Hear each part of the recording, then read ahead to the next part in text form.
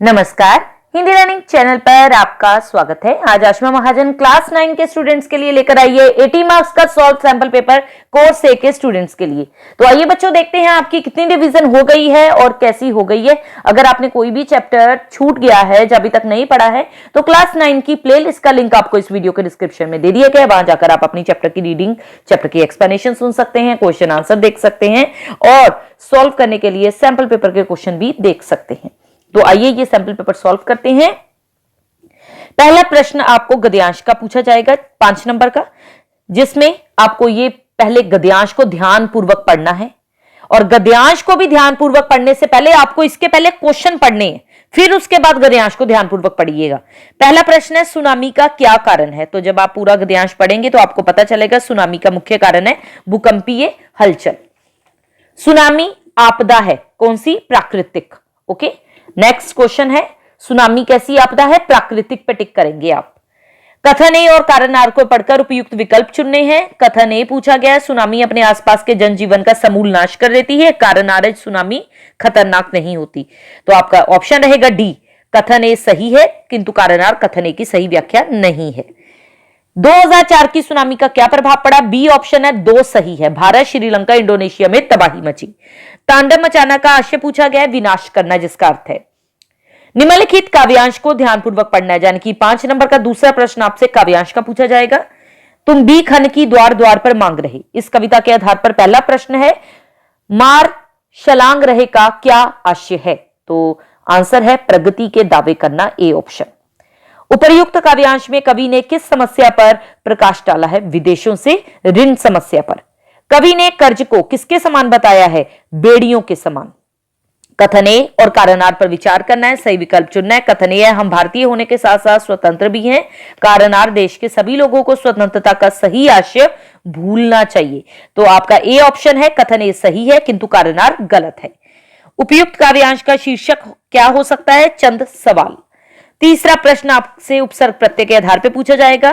पहला है वह भगवान की मूर्ति के चारों ओर चक्कर लगाता रहा। चारों ओर पद के स्थान पर आपको उपसर्ग युक्त शब्द चुनना है, तो हम चुनेंगे परिक्रमा। ओके, उस शब्द को चुनना है जिसमें दो उपसर्ग का प्रयोग नहीं हुआ है। दुर्व्यवस्था इसमें नहीं हुआ है। चनक मूल शब्द में अप्रत्यय लगाने से शब्द निर्मित होगा, बी ऑप्शन चाणक्य।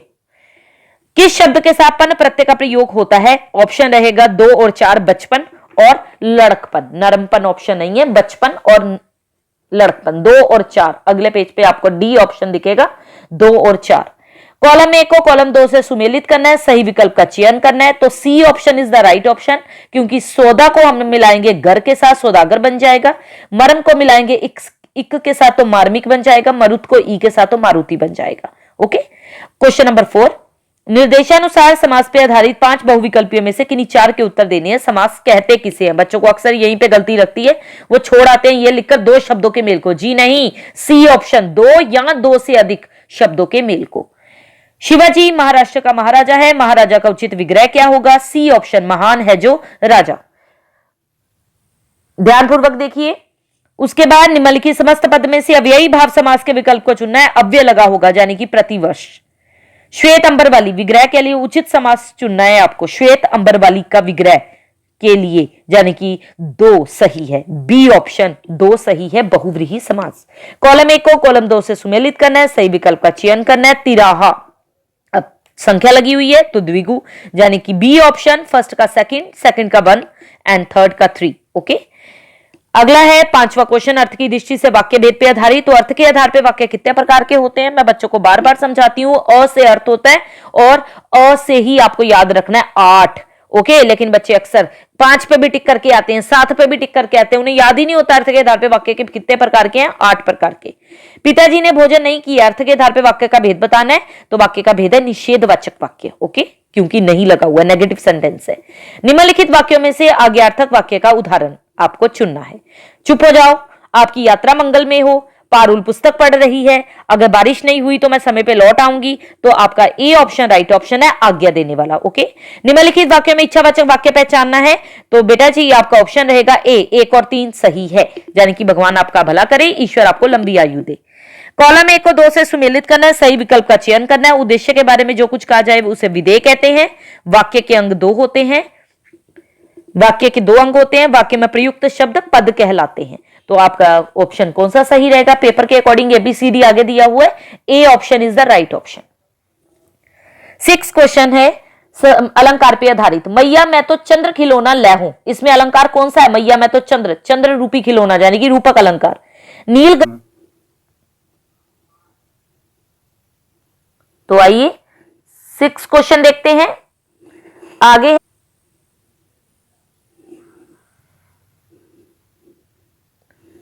6 क्वेश्चन है मैया मैं तो चंद्र खिलौना लहो में अलंकार रूपक है। नील गगन सा शांत हृदय तो उपमा अलंकार सा लगा हुआ है। सोह तोड़े पीतपट साम सलोने घात, मनो मनो लगा हुआ है यानी कि यहां पे उत्प्रेक्षा अलंकार हो गया। यमक अलंकार का उदाहरण चुनना है, डी ऑप्शन है। लहर लहर कर यदि चूमे तो किंचित विचलित मत होना। मंगन को देख पट देत बार बार में अलंकार कौन सा है? ये पूछा गया श्लेष अलंकार। ओके, गद्यांश पे आधारित बहुविकल्पी प्रश्नों के उत्तर देने हैं, यानी कि आपको एक पढ़े गए पाठों के आधार पर पूछा जाएगा पैराग्राफ गद्यांश, उसके आधार पे क्वेश्चन देने हैं। कहानी और कहानीकार का नाम, बच्चों को कहानी भी पहचाननी नहीं आती है। अक्सर बच्चे क्या कहानी पहचान के आए हैं? प्रेमचंद के नाम से कहानी प्रेमचंद के फटे जूते और कहानीकार प्रेमचंद। ऐसे नहीं, आपको ध्यान से देखना है कि कौन सी कहानी है चारों में से। जब आप आगे क्वेश्चनों के जवाब दे रहे हैं तो आपको खुद समझना होगा कि वो कहानी कौन सी चल रही है। तो कहानी है 2 बैलों की कथा, कहानीकार है प्रेमचंद। ओके, भारतवासियों को अमेरिका में क्यों नहीं घुसने दिया जाता? तो इसका ऑप्शन है उपर्युक्त सभी, D option is the right option. भारतवासी किस कारण बदनाम किए जाते हैं? बुरे समय के कारण, C option is the right option. कुसमय का अर्थ स्पष्ट करना है, संकट का समय। गम खाना का आशय स्पष्ट करना है आपको, तो C option is the right option, दुख सहन कर लेना। क्षितिज के गद्य पाठों के आधार पर 2 बहुविकल्पीय प्रश्नों के सर्वाधिक उपयुक्त विकल्प चुनने हैं आपको। लेखक कौन से ग्रंथ हाथों में लिए उन्हें पढ़ने में डूब गया? लहासा की और पाठ के आधार पर आपको चुनना है बोध ग्रंथ। ठोकर मारना मुहावरे का अर्थ बताना है आपको, तो चोट करना। अब आपसे पूछा गया है एक काव्यांश यानी कि पद्यांश, और पद्यांश पढ़े गए पाठों के आधार पर पूछा गया है, तो कवित्री और कविता का नाम चुनना है। C option is the right option, क्योंकि रस्सी कच्चे धागे की ललद्यत के वाक में से लिया गया है ये। ठीक है, C option is the right option. कवित्री किसको और क्यों पुकार रही है? तो D option is the right option, प्रभु को जीवन सफल बनाने के लिए। कवित्री किसको पुकार रही है? प्रभु को। और किस लिए? जीवन सफल बनाने के लिए। प्रयास व्यर्थ होना को कवित्री ने किस उदाहरण द्वारा व्यक्त किया? बी ऑप्शन, पानी टपके कच्चे सकोरे। कच्चे सकोरे से कवित्री का आशय क्या है? नश्वर जीवन। कवित्री के मन में क्या हुक उठती है? प्रभु मिलन की। 10वां प्रश्न है आपके सामने, आपको 2 प्रश्न दिए जाएंगे बहुविकल्पीय, जिनमें से आपको दोनों ही करने होंगे। ना जहे पद की आवृत्ति सवैया में कितनी बार हुई है? रसखान के सवैया आपने पढ़े होंगे, तो 3 बार। ना जहे न जहे न जहे, ऐसा पंक्ति में लिखा गया है। कैदी और कोकिला कविता के आधार पर कोयल की हुंकार पर कवि कौन सा कार्य करना चाहता है? तो महात्मा गांधी के संकेत पर बलिदान करने को तैयार है। वर्णनात्मक प्रश्न दिए गए हैं बच्चों, गद्य पाठों के आधार पर 4 में से 3 करने हैं आपको। पहला प्रश्न है, बेगम साहिबा और लेखिका के परिवार के बीच बने संबंध आज दुर्लभ हो गए हैं, क्यों? तो आपको पहले पूरा बताना है कि जो बेगम साहिबा है या लेखिका है, उनके परिवार में किस तरह चलता था, किस तरह प्रेम से रहते थे। बेगम साहिबा ने हिंदू मुसलमान का भेदभाव किए बिना ही मतलब लेखिका के परिवार के साथ संबंध गूढ़े बनाए रखे थे। उन्होंने स्वयं को महादेवी से ताई कहलवाया और अपने बच्चों से महादेवी की मां को चची जान कहलवाया था।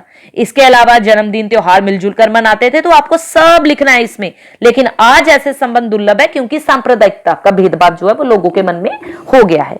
अगला प्रश्न, टीला किसका प्रतीक है? तो पता ही है आपको, प्रेमचंद के फटे जूते पाठ के आधार पर सामाजिक कुरीतियों का प्रतीक है और बुराइयों का प्रतीक है। प्रेमचंद ने उस पर जूता कैसे आजमाया होगा? तो अब टीला जो है जीवन में कदम कदम पर जटिलता उत्पन्न करता है। बुराइयां कौन कौन सी है समाज में? गरीबी है, अशिक्षा है, धर्मांधता है, धर्मांधता जिसे कहते हैं जातीयता है। प्रेमचंद ने इन सबसे संघर्ष किया, पर्दाफाश किया इनका, और इनका विरोध करते हुए दूर करने का प्रयास किया। सालिम अली की आंखों पर चढ़ी दूरबीन उनकी मृत्यु के बाद ही तो उतरी थी। इसके माध्यम से लेखक ने क्या कहना चाहा है? तो सालिम अली सुप्रसिद्ध पक्षी प्रेमी थे। वो पक्षियों की खोज में पहाड़, जंगल, दुर्गम स्थानों पर जाते थे। वे दूर वृक्षों पर बैठे पक्षियों को अपनी दूरबीन की मदद से खोज लेते थे, तो बड़ी बारीकी से, सूक्ष्मता से उनके बारे में निरीक्षण करते थे। इन सब क्रियाओं में उनकी दूरबीन हमेशा उनकी आंखों पे होती थी। ये काम उन्होंने मरते दम तक किया था। उनकी मृत्यु के बाद ही यह क्रम टूटा, इसीलिए कहा गया कि यह दूरबीन जो है वो तभी उतरी थी। बुनियाद पर कायम रहना का आशय जो है वो उपभोक्तावाद की संस्कृति पाठ के आधार पर बताना है। तो आपको अपनी संस्कृति के बारे में बताना है कि हम अपनी संस्कृति की अच्छाइयों को अपनाएं, अपनी संस्कृति को आधार बनाएं, क्योंकि संस्कृति को आधार मानेंगे तभी अन्य संस्कृति के गुणों को अपनाने का हम प्रयास करें। ठीक है, नेक्स्ट क्वेश्चन, काबा फिरी काशी बिहा का भाव क्या है? तो इसमें बच्चों को यह नहीं बताना कि काबा मुसलमानों का तीर्थ स्थल है, काशी हिंदुओं का है, ये नहीं बताना। ये बताना है कि मनुष्य के मन में सांप्रदायिकता का भेदभाव जो है वो नहीं रह गया है। ओके, ग्रामश्री कविता के आधार पर गंगा के किनारों के प्राकृतिक सौंदर्य का वर्णन अपने शब्दों में करना। तो पूरा आप लिखेंगे, गंगा के किनारे दूर दूर तक रेत फैली है, सूर्य की किरणें पड़ रही हैं जिससे वो सतरंगी रेत लग रही है, रेत पे पड़ी टेढ़ी मेढ़ी रेखाएं ऐसी लगती हैं जैसे सांपों के आने जाने से बनी है। फिर तरबूजों की खेती है जिनकी रखवाली के लिए सरपत की झोंपड़ियां बनाई गई हैं। पानी में बगुले हैं जो अपनी उंगली की कंघी से कलगी सवार रहे हैं। बहते पानी में सुरखा पक्षी तैर रहा है। किनारे की ठंडी रेत में मगरोठी अलसाई सोई है। तो वो सारी चीजें लिखनी है आपको। निम्नलिखित किसके प्रतीक है? धूल किसकी प्रतीक है? किशोरी लड़की का जो मेहमान के आने की सूचना दे रही है। पेड़ किसके प्रतीक है? गांव के पुरुषों का। नदी किसकी प्रतीक है? गांव की विवाहित औरतों का। लता नवविवाहिता का जो साल भर से पति का इंतजार कर रही है, यानी कि मेघों का इंतजार। ताल किसका प्रतीक है? घर का कोई सदस्य। दिन प्रतिदिन के जीवन में हर कोई बच्चों को काम पर जाते देख रहा है, फिर भी किसी को कुछ अटपटा नहीं लगता। इस उदासीनता के कारण बतानी है। तो आप लिखेंगे लोग जो है आत्म केंद्रित हो गए हैं। वो सोचते हैं कि चलो मेरा बच्चा तो नहीं ना काम पे जा रहा, काम खत्म। लोग जागरूक नहीं है। और तीसरा विवशता कारण भी हो सकता है। लोग सोचते हैं वो इस दिशा में कुछ कर ही नहीं सकते, इसलिए उदासीन हो जाते हैं। पूरक पाठ्य पुस्तक के आधार पर, यानी कि कृतिका की पाठ्य पुस्तक के आधार पर आपको 3 में से 2 के उत्तर देने हैं। इस जल प्रलय में पाठ के आधार पर बाढ़ की खबर सुनकर लोग किस तरह की तैयारी करने लगे? तो आप बताएंगे ईंधन, आलू, दिया, सलाई, इन सब का इंतजाम करने लगे। अपने सामान को सुरक्षित स्थान पर पहुंचाने लगे। अपने सामान को रिक्शा, टेम्पो, टमटम में लादकर दूसरे स्थानों पर भेजने लग पड़े। मेरे संग की औरतें पाठ के आधार पर लेखिका की मां की चारित्रिक विशेषताएं बतानी है। तो लेखिका की मां गोरी थी, सुंदर थी, दुबली पतली थी, खादी की साड़ी पहनने से कमर छनका खा जाती थी, ईमानदार थी, निष्पक्ष थी, दूसरों की बातें छिपाती थी, यानी कि छिपाने योग्य बातों को प्रकट नहीं करती थी, गोपनीय रखती थी। देश की आजादी के लिए संघर्ष की भावना कूट कूट के थी उसके अंदर। और घर गृहस्थी तक सीमित नहीं थी वो, लोक कल्याण, त्याग, ये सारे गुण उसके अंदर थे। रीढ़ की हड्डी शीर्षक की सार्थकता स्पष्ट करनी है। तो जिस तरह मानव शरीर में रीढ़ की हड्डी महत्वपूर्ण होती है, जिसके अभाव में व्यक्ति सीधा खड़ा नहीं हो सकता, तो व्यक्ति को सीधा खड़े होने के लिए रीढ़ की हड्डी जरूरी है। उसी तरह नारी का भी समाज में स्थान होना चाहिए। किस तरह वो जो गोपाल प्रसाद था, उसको अपने अक्षम बेटे के लिए, यानी कि पता है बच्चा अपने आप में पूर्ण नहीं है, फिर भी सक्षम सुशील कन्या चाहिए थी, वो सारा लिखेंगे आप तो आपको पता चलेगा रीढ़ की हड्डी शीर्षक जो है वो सार्थक है। 3 विषय में से किसी एक विषय पर अनुच्छेद लिखना है। तो अनुच्छेद लिखने वाले बच्चों को 2 बातें ध्यान से सुननी है। एक तो अनुच्छेद बच्चों कभी भी निबंध की तरह नहीं लिखा जाता, यानी कि वो कभी भी अलग अलग हेडिंग बनाकर नहीं लिखा जाता। 120 शब्दों का मतलब है 12 लाइनों में कंप्लीट कीजिए एक ही पैराग्राफ। ओके, संकेत बिंदु देने का मतलब होता है इन सारे संकेत बिंदुओं का वाक्य प्रयोग किसी ना किसी प्रकार से आप अपने अनुच्छेद में करें। लेकिन ये मतलब नहीं होता कि अनुच्छेद को कहानी की तरह लिखे। जैसे बच्चे लिख देते हैं 2 मित्र थे, उन दोनों की आपस में बड़ी बनती थी। अरे ये अनुच्छेद लिख रहे हैं, लघु कथा थोड़ी लिख रहे हैं यहां पर। ठीक है, कोई राष्ट्रीय पर्व है, अब राष्ट्रीय पर्व में बच्चे होली का पर्व लिख देते हैं, दीपावली लिख देते हैं। राष्ट्रीय पर्व का मतलब 15 अगस्त, राष्ट्रीय पर्व का मतलब 26 जनवरी। तो इस तरह आपको लिखना, आपको इन चीजों के बारे में जानकारी ही नहीं है। विकास में बाधक जनसंख्या वृद्धि, तो ये सारे पॉइंट्स को ध्यान में रखकर अनुच्छेद लिखना, लेकिन सिर्फ एक पैराग्राफ में। ओके, किसी एक विषय पर लगभग 100 शब्दों में पत्र लिखना है। आपका नाम दिशा है, दक्ष है, अपने क्षेत्र में डाक वितरण की अव्यवस्था की ओर ध्यान आकर्षित करते हुए और डाकिया की शिकायत करते हुए मुख्य डाकपाल को पत्र लिखना है। तो आपको तो सबसे पहले फॉर्मेट आना चाहिए, और अगर आपके पास फॉर्मेट नहीं है तो पत्र लेखन की वीडियो का लिंक आपको इस वीडियो के डिस्क्रिप्शन में दिए, जहां पे आपको ये लेटर भी मिल जाएगा। तो वहां ध्यानपूर्वक जाके उस लेटर को समझिए, पढ़िए। उसके बाद आपका नाम संजना है, संजय है, छात्रावास में रहकर पढ़ाई कर रहे हैं, परीक्षा की समाप्ति के बाद घर नहीं जा पा रहे, प्रश्न पत्र कैसा हुआ इसके बारे में पिताजी को बताना है। तो इसके बारे में बताइए पिताजी को, लेकिन आप क्वेश्चन को समझते नहीं हो और लिख देते हो कि पिताजी मैं घर नहीं आ पा रहा, मुझे लेने आ जाइए, कोई साधन नहीं मिल रहा। अरे प्रश्न पत्र कैसा हुआ वो बताइए, और छात्रावास में कोई मतलब अभी कोई प्रोग्राम है इसके बारे में बताओ, इसलिए मैं घर नहीं आ पा रहा हूं। लेकिन ये थोड़ी कि आप तो कुछ और ही टॉपिक से ही अलग चले जाते हैं। नेक्स्ट 16 क्वेश्चन है, सूक्ति अहिंसा परम धर्म है, इसके आधार पे 80 शब्दों में लघु कथा लिखनी है। तो आप बहुत अच्छा अगर उदाहरण देना चाहेंगे अहिंसा परमो धर्म पे, तो आप बोध जो गौतम बुद्ध थे उनका उदाहरण दे सकते हैं, लघु कथा लिख सकते हैं उनके ऊपर। उसके बाद आपका नाम सुनीता सुरेश, अगर आपको लघु कथा नहीं लिखनी है तो आपकी चेकबुक खत्म हो गई है, आप नई चेकबुक के लिए 80 शब्दों में बैंक मैनेजर को ईमेल लिख दीजिए। अपनी चेकबुक संख्या बताइए, जिसमें बताइए कि मेरे को इतने से इतनी संख्या तक चेक जारी किए गए थे, जिसमें से संख्या 4 से लेके 8 तक मैंने प्रयोग कर लिए, लेकिन अब जो है आगे चेकबुक जो है खत्म हो गई है। उसके लिए आप 80 शब्दों में पूरा ईमेल बनाइए, ईमेल का पूरा फॉर्मेट लिखिए और प्रेजेंट कीजिए 5 नंबर पूरे।